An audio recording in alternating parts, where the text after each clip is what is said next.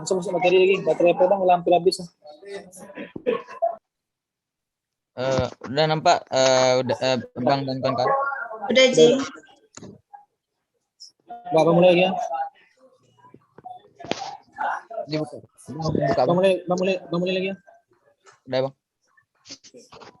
Assalamualaikum warahmatullahi wabarakatuh. Perkenalkan kami dari kelompok 4 dari kelas Pancasila 20. Itu saya sendiri sebagai moderator dari kelompok 4 dengan materi Pancasila dan Dasar Negara, Adib Akram, DP 1910 2007. Dan silakan kita memperkenalkan diri yang lain.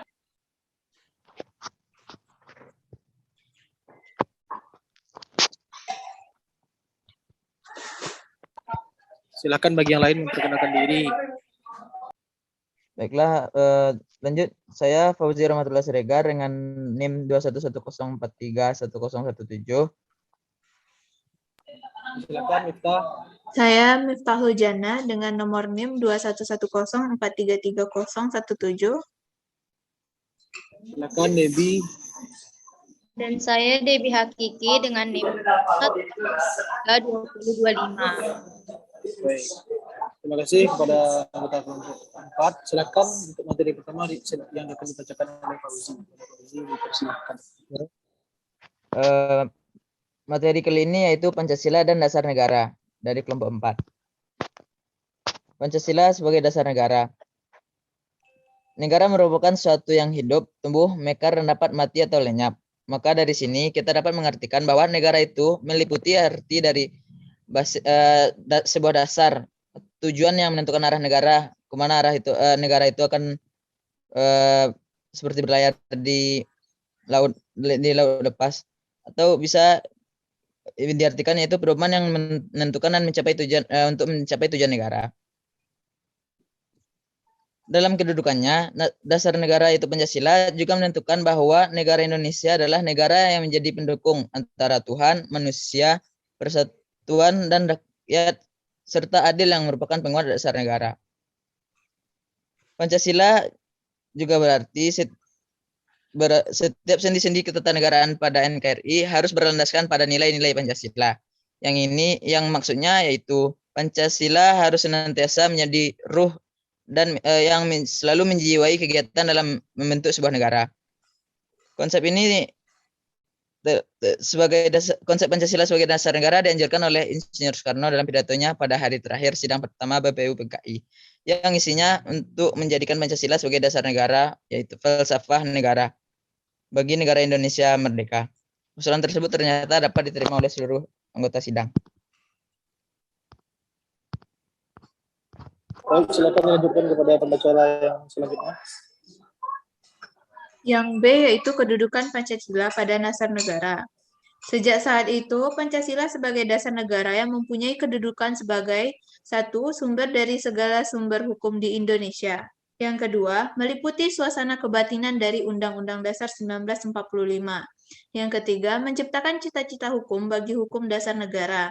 Yang keempat, menjadi sumber semangat bagi Undang-Undang Dasar 45. Dan yang kelima, yaitu mengandung norma-norma yang mengharuskan undang-undang untuk wajib perintah maupun penyelenggara negara yang lain untuk memelihara budi pekerti luhur. Dan juga Pancasila sebagai ideologi juga mengandung sistem nilai yang bersifat menyeluruh, yaitu Pancasila merupakan dasar kehidupan sehari-hari, baik berdasarkan realita kehidupan masyarakat. Untuk mewujudkan cita-cita bangsa Indonesia, masyarakat harus lebih dahulu memahami dasar falsafah dan ideologi negara tersebut. Yang selanjutnya mendorong perilaku warga negara, rakyat, maupun penyelenggara negara dalam suasana realitas. Pancasila juga merupakan ideologi terbuka yang berarti dikandung oleh sila-sila Pancasila hanyalah sebatas pada nilai-nilai dasar dan prinsip-prinsip dasar kehidupan bermasyarakat, berbangsa, dan bernegara. Lanjut.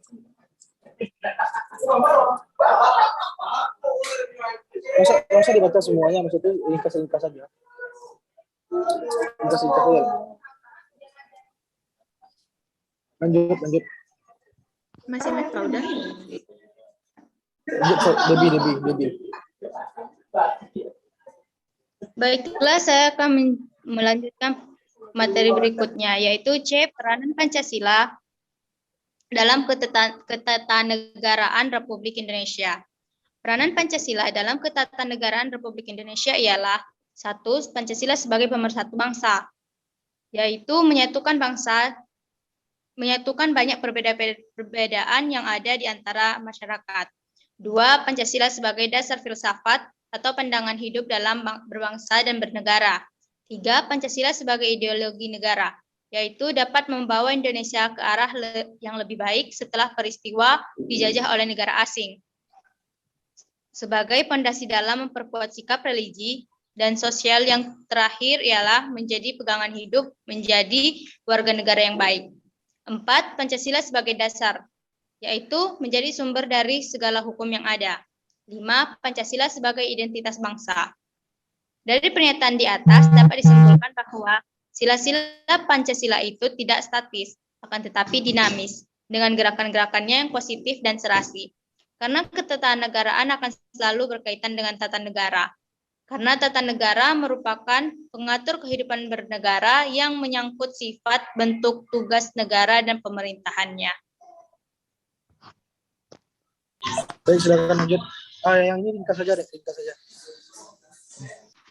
Lanjut, yaitu karena banyaknya peristiwa penting yang terjadi, yaitu seperti krisis yang menimpa bangsa dan negara, sebagai reaksi terhadap gejolak kehidupan bangsa, tampak menonjol satu atau beberapa sila saja. Hal ini silih berganti bisa terjadi pada setiap sila dalam peristiwa lain menurut sifat tantangan bahaya yang dihadapi bangsa dan negara. Tapi bila masyarakat pulih, kembali menjadi stabil, kembalilah sila-sila Pancasila atau kembali ke dalam gerak lingkarannya yang sersi dan seimbang. Sila-sila Pancasila itu tidak pernah terlepas satu sama lain, melainkan satu kesatuan yang bulat, yang artinya antara sila 1, 2, dan 3, 1, 2, 3, 4, 5 itu selalu berkaitan. Apabila kita melanggar dari salah satu sila, maka kita akan beruntun kepada sila lainnya. Sehingga jika kita dapat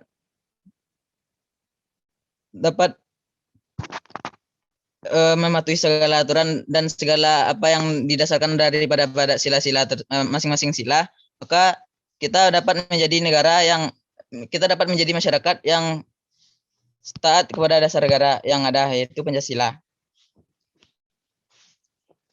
Sekian.